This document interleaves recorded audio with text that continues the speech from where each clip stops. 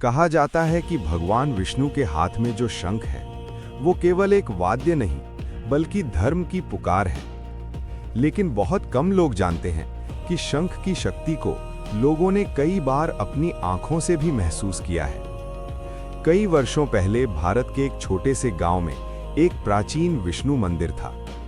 उस मंदिर में हर सुबह एक बुजुर्ग पुजारी शंख बजाकर पूजा शुरू करते थे। गांव वालों का मानना था कि जब तक उस मंदिर में शंखनाद होता रहेगा तब तक गांव में किसी प्रकार की विपत्ति नहीं आएगी। लेकिन एक दिन ऐसा हुआ कि पुजारी जी अचानक बीमार पड़ गए और उस दिन मंदिर में शंख नहीं बजा।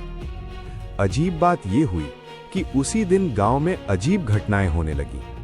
आसमान में अचानक काले बादल छा गए, तेज हवा चलने लगी और लोगों के मन में एक अजीब सा डर फैल गया।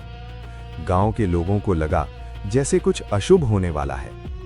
तभी मंदिर के पास रहने वाला एक छोटा लड़का साहस करके मंदिर के अंदर गया। उसने भगवान के सामने रखा शंख उठाया और जैसे ही उसने उसे बजाया, पूरा मंदिर उस दिव्य ध्वनि से गूंज उठा।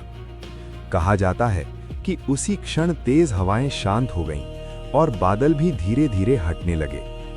गांव के बुजुर्गों ने तब कहा, यह कोई साधारण संयोग नहीं था।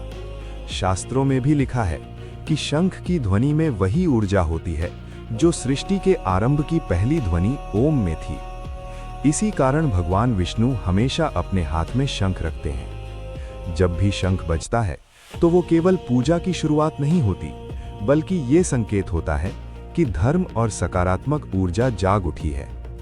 तभी से उस गांव में एक नियम बन गया, मंदिर में चाहे जो भी हो जाए, लेकिन हर सुबह और हर शाम शंख जरूर बजाया जाएगा।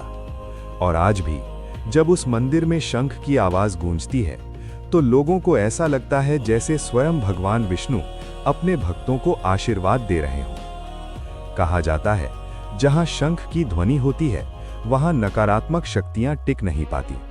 शायद इसी वजह से भगवान विष्णु के हाथ में शंख हमेशा रहता है।